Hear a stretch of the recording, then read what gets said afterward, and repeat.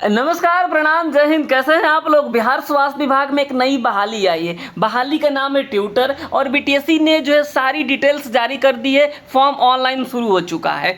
तो कौन कौन से जो लोग हैं वो भर सकते हैं। बहुत सारे सवाल पूछा जा रहा है कि जीएनएम वाले भर सकते हैं नहीं भर सकते हैं, बीएससी नर्सिंग वालों को जो एक्सपीरियंस चाहिए नहीं चाहिए, एक्सपीरियंस कैसा चलेगा, इसके अलावा बीएनआरसी में रजिस्ट्रेशन जरूरी है या नहीं, आईएनसी सूटेबिलिटी को लेकर क्या अपडेट है, सब कुछ बताएंगे इस वीडियो में। अगर आप इस वीडियो को पूरा देखते हैं तो आपको जो दूसरा वीडियो देखने की ज़रूरत नहीं पड़ेगी। आपको कंप्लीट जानकारी दे देंगे कि किसका क्या होने जा रहा है और क्या स्टेटस है और किस तरीके से आप इस फॉर्म को भर पाएंगे। तो चलिए इस वीडियो को स्टार्ट कर लेते हैं। लेकिन उसके पहले छोटा सा रिक्वेस्ट, अगर आपने अभी तक इस चैनल को सब्सक्राइब नहीं किया है तो ज़रूर कर लीजिए। चलिए शुरू करते हैं। सीधे आपको बीटीएससी के साइट पर पहले लेके चलते हैं। तो इस तरीके से आप देखेंगे जो एडवर्टाइजमेंट फॉर रेगुलर, पहली बात आप समझ लीजिए, यह जो बहाली है कॉन्ट्रैक्ट की बहाली नहीं है।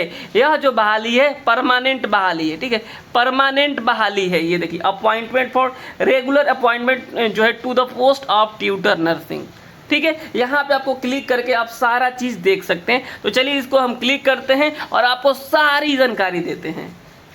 तो सबसे पहले आप देखिएगा, क्लिक कीजिएगा तो जो रजिस्ट्रेशन डेट 4 जुलाई से शुरू हो रहा है और यहाँ पे जो लास्ट जो डेट है वो 1 अगस्त को है। यानी 1 अगस्त के पहले आपको फॉर्म भर देना है। डेट ही पहले बता देते हैं। ठीक है, 1 अगस्त इसका लास्ट डेट है। तो कई लोग सोचते हैं कि हम लास्ट डेट को भरेंगे, लास्ट में भरेंगे। आप ऐसा मत सोचिए, आपके पास डॉक्यूमेंट्स रेडी हो गया है तो आप फॉर्म भर दीजिए। ठीक है, यहाँ पे देखिएगा जो है लास्ट डेट है पेमेंट का 2 तारीख का रहेगा। ये सारी चीज़ें क्लियर है। अब इस पर क्लिक करेंगे तो यहाँ से आप क्लिक करके पूरा का पूरा जो है आप एडवर्टाइजमेंट देख सकते हैं। चलिए, ये एडवर्टाइजमेंट हो गया, इसको हम थोड़ा सा, तो अब ये सही से ओपन हो गया। देखिए यहाँ पे देखिए, सबसे पहले आप समझिए, डेट आपने देख लिया कि 4 जुलाई से शुरू हो चुका है फॉर्म भरा जाना।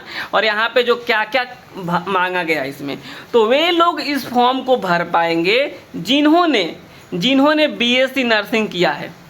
ठीक है, इसके अलावा जो लोग जीएनएम किए हैं, जीएनएम के बाद अगर उन्होंने जो पोस्ट बेसिक बीएससी कर लिया है, पोस्ट बेसिक बीएससी, तो ही आप फॉर्म भर पाएंगे। अगर आप केवल जीएनएम है तो फॉर्म नहीं भर पाएंगे। इसमें साफ शब्दों में लिख दिया गया है। क्लियर है ये चीज़ें कि जो है मान्यता प्राप्त संस्थान से भारतीय उपचार्य परिषद, यानी आपका जो कॉलेज है वो आईएनसी से अप्रूव्ड होना चाहिए। नई दिल्ली द्वारा समय समय पर जो अवधारित अवधि की एमएससी नर्सिंग, अगर आपने बीएससी नर्सिंग किया है तो जाहिर सी बात अब एमएससी नर्सिंग भी किए होंगे, तो एमएससी नर्सिंग या फिर जो है बीएससी नर्सिंग, बीएससी में या तो आपने नॉर्मल बीएससी नर्सिंग किया है या फिर आपने जीएनएम के बाद पोस्ट बेसिक किया है, तो आप इसको जो है भर सकते हैं। अगर आपने एक डिप्लोमा भी होता है जिसका नाम है DNEA करके होता है, diploma in nursing education and जो एडमिनिस्ट्रेशन, अगर आपने ये किया है तो आपको 2 साल का जो है एक्सपीरियंस चाहिए व्यवसायिक कार्य अनुभव का। अगर आप बीएससी नर्सिंग किए हैं तो आपको कोई एक्सपीरियंस ज़रूरत नहीं पड़ेगा। समझ गए आप लोग। अगर आप बीएससी नर्सिंग किए हुए हैं या फिर पोस्ट बेसिक बीएससी किए हैं तो आपको कोई एक्सपीरियंस की ज़रूरत नहीं पड़ेगा। एक्सपीरियंस उनको लगेगा जिन्होंने जो है DNEA कोर्स किया है। ठीक है, ये चीज़ें आप समझ लीजिए पहले ही। अब आगे बढ़ते हैं। आगे जो कहा गया है कि जो है, परंतु बिहार के मामले में देखिए, अब तो आपको पता है कि मान लीजिए आपका कॉलेज अगर आप मान लीजिए बिहार से बाहर के हैं तो आपका जो आईएनसी से अप्रूव्ड होना चाहिए। इसके अलावा बीएनआरसी में रजिस्ट्रेशन होना चाहिए, बीएनआरसी में रजिस्ट्रेशन होना चाहिए। ये बिहार से बाहर वाले कॉलेज का है। लेकिन एक केस चल रहा है, उस केस के चलते अगर आपका बीएनआरसी में रजिस्ट्रेशन नहीं है और आपके पास रिसिप्ट है तो आप फॉर्म भर सकते हैं। आपका कॉलेज आईएनसी से अप्रूव्ड नहीं है तो भी आप फॉर्म को भर सकते हैं। ये चीज़ें क्लियर हो गई होगी सबको अब। यानी जो है, अगर यहाँ पर कहा गया है ना कि बिहार से बाहर अवस्थित के मामले में जो आपको आईएनसी सूटेबिलिटी सर्टिफिकेट चाहिए, लेकिन जो केस हुआ है इसके चलते अभी नहीं लगेगा, आईएनसी सूटेबिलिटी नहीं लगेगा, केवल आपका जो है बीएनआरसी में रजिस्ट्रेशन का रिसिप्ट लगेगा और आप फॉर्म भर दीजिए। ठीक है, ये चीज़ें क्लियर। उसके बाद आपको जो है डॉक्यूमेंट वेरिफिकेशन तक आपका रजिस्ट्रेशन हो जाना चाहिए। सैलरी इसकी बहुत अच्छी खासी सैलरी मिलेगी। सैलरी के ऊपर हम स्पेशल एक वीडियोज़ लेके आएंगे। यहाँ पे देखिए, ये क्लियर हो गया, सारा चीज़ यही लिखा है, केस वाला बात। तो अब समझ गए होंगे आप लोग कि कौन कौन जो लोग हैं वो फॉर्म भर सकते हैं और कौन नहीं भर सकते हैं। अब आगे बढ़ते हैं कि टोटल सीटें कितनी हैं। तो टोटल सीटें 498 है। कितनी है? 498 है। यहाँ पे देख लीजिए, कैटेगरी वाइज जो है सारी सीटें दे दी गई है। टोटल जो यूआर में कितनी है और जो ईडब्ल्यूएस में, और साथ ही साथ जो अनुसूचित जाति जनजाति में और अत्यंत पिछड़ा वर्ग में मेल और फीमेल, इस तरीके से पूरा का पूरा जो है सीटों का आंकड़ा है। क्लियर है। अब चलिए अब देखते हैं उम्र को लेकर के। तो उम्र जो है आपका कम से कम 21 साल होना चाहिए। कब होना चाहिए? तो 1/8/2025 तक आपका अगर उम्र 21 साल हो जा रहा है तो आप इस फॉर्म को भर पाएंगे। मैक्सिमम उम्र की बात करें तो जो जनरल कैटेगरी के लोग होते हैं उनको जो 37 साल चाहिए, और जनरल कैटेगरी की जो फीमेल होगी उनको 40 साल चाहिए अधिकतम। अगर कोई जनरल कैटेगरी की फीमेल है और 41 साल की है तो फॉर्म नहीं भर सकती हैं, ठीक है। पिछड़ा वर्ग, अत्यंत पिछड़ा वर्ग के लिए पुरुष या महिला हो आपको जो है 40 वर्ष चाहिए। इसके अलावा अनुसूचित जाति जनजाति के लिए जो है आपको बता दें 42 वर्ष चाहिए, ठीक है। यानी मैक्सिमम की बात कर रहा हूँ, मिनिमम सबके लिए 21 साल है, समझ गए। जो लोग 20 साल के नहीं फॉर्म भर सकते, 21 साल मिनिमम है और जो है यहाँ पे 42 साल मैक्सिमम है। क्लियर है? कैटेगरी वाइज मैंने आपको बता दिया, और वही सर्टिफिकेट काउंट होगा जो आपका मैट्रिक के सर्टिफिकेट पे है। बाकी सारी चीज़ें ठीक है। अगर आप ऑलरेडी वर्किंग में है तो आपको 5 साल का छूट भी मिलेगा, ठीक है। चलिए आगे बढ़ लेते हैं हम लोग, और क्या क्या इसमें है अब देख लीजिए। इसी वीडियो में मैं आपको ये भी बता देता हूँ कि आपको कौन कौन से डॉक्यूमेंट्स लगेंगे।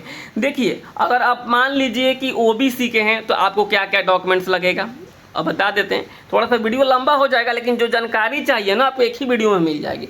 मान लीजिए कोई ओबीसी के कैंडिडेट है तो उनको फॉर्म भरते समय क्या चाहिए? फॉर्म भरते समय आपका जो है, अगर आपने बीएससी किया है, एमएससी किया है, वो सर्टिफिकेट चाहिए। एक्स्ट्रा सर्टिफिकेट जो होता है एकेडमिक के अलावा क्या चाहिए मैं बता देता हूँ। आपको चाहिए निवास, आपको चाहिए निवास, और उसके बाद चाहिए एनसीएल। कास्ट सर्टिफिकेट से नहीं काम चलेगा, एनसीएल चाहिए। ये 2 चीज़ आपको चाहिए ओबीसी से हैं तो, ठीक है। एनसीएल मतलब नॉन क्रीमी लेयर सर्टिफिकेट, और निवास चाहिए। अगर कोई ईबीसी का कैंडिडेट है तो उसको क्या चाहिए? उसको भी चाहिए निवास। निवास के अलावा चाहिए क्या चाहिए? NCL non creamy layer certificate, ठीक है। अगर कोई एससी एसटी का है तो उसे क्या चाहिए? तो एससी एसटी के हैं तो आपका चाहिए कास्ट सर्टिफिकेट और प्लस निवास। चीज़ें क्लियर है? समझ लीजिए आप लोग, बाद में बार बार आप वीडियो देखिएगा क्या चाहिए ना, क्लियर नहीं होता है। सब मैं बता देता हूँ। अगर आप ओबीसी यानी पिछड़ा वर्ग से आते हैं तो आपका निवास चाहिए और एनसीएल चाहिए, नॉन क्रीमी लेयर सर्टिफिकेट आपको फॉर्म भरते समय लगेगा। बाकी एकेडमिक वाला तो लगेगा ही लगेगा, ठीक है। और ईबीसी अगर आप हैं तो आपको निवास चाहिए और आपका एनसीएल चाहिए। अगर आप एससी एसटी से हैं तो आपके पास कास्ट सर्टिफिकेट होना चाहिए और इसके अलावा निवास होना चाहिए, ठीक है। और अगर आप मान लीजिए ईडब्ल्यूएस वाले हैं, ईडब्ल्यूएस वाले कई लोग होते हैं तो आपको चाहिए ईडब्ल्यूएस का सर्टिफिकेट और प्लस चाहिए आपको निवास, ठीक है। अगर मान लीजिए कोई ईडब्ल्यूएस में नहीं आता है, अगर वो ईवर कैटेगरी में आता है तो केवल चाहिए निवास, ठीक है, केवल चाहिए निवास। और मान लीजिए कोई बिहार से बाहर का है, किसी भी कैटेगरी का है तो उसे केवल निवास। ये सारी चीज़ें क्लियर हो गई होगी कि किसको क्या चाहिए एक्स्ट्रा है। बाकी एकेडमिक वाला तो चाहिए कि आपका अगर बीएससी है तो बीएससी का सर्टिफिकेट्स चाहिए, बीएनआरसी में रजिस्ट्रेशन है तो रजिस्ट्रेशन चाहिए, नहीं है तो रिसिप्ट चाहिए। ये सारी चीज़ें तो चाहिए ही चाहिए, ठीक है। चलिए आगे बढ़ लेते हैं इसमें, और आगे देखते हैं हम लोग क्या बातें कही गई इसमें। तो आपको जो है टोटल जो पैसे की बात कर लेते हैं। पैसा जो लगेगा आपको 600 रुपये लगेगा। अगर आप ईडब्ल्यूएस से हैं, चाहे जनरल कैटेगरी से हैं, चाहे ईबीसी हैं, ओबीसी, सबको जो है 600 रुपये लगने वाला है। अगर बिहार अनुसूचित जाति जनजाति को जो है 150 रुपये लगने वाला है। अगर आप बिहार की महिला हैं तो 150 रुपये लगेगा। अगर आप बिहार के बाहर से हैं तो आपको 600 रुपये लगेगा, ठीक है। ये सारी चीज़ें क्लियर है। तो आप इसको फॉर्म भर दीजिए। जो आपका एग्जाम्स होगा वह 100 जो है उसमें 100 क्वेश्चन पूछे जाएंगे और जितना भी आपका नंबर आएगा उसमें 0.75 से गुणा कर दिया जाएगा।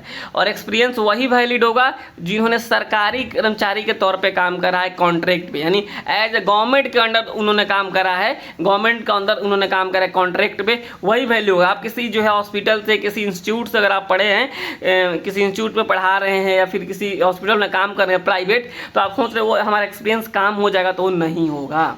समझ गए आप लोग? केवल जो वही होगा जो सरकारी हो।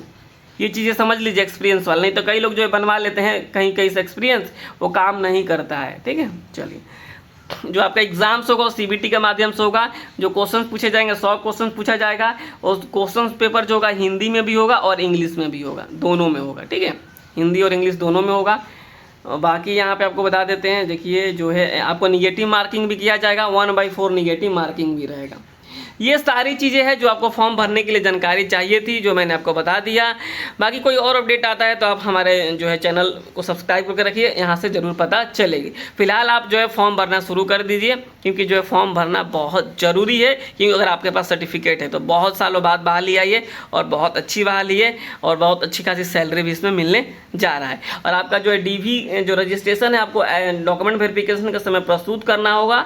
अगर आपके पास अभी नहीं है रजिस्ट्रेशन बिहार से BNRC से तो 4000 का रिसिप्ट कटवा लीजिए और उसको फॉर्म भर दीजिए। ठीक है, चलिए इस वीडियो में इतना ही रखते हैं। नमस्कार, धन्यवाद।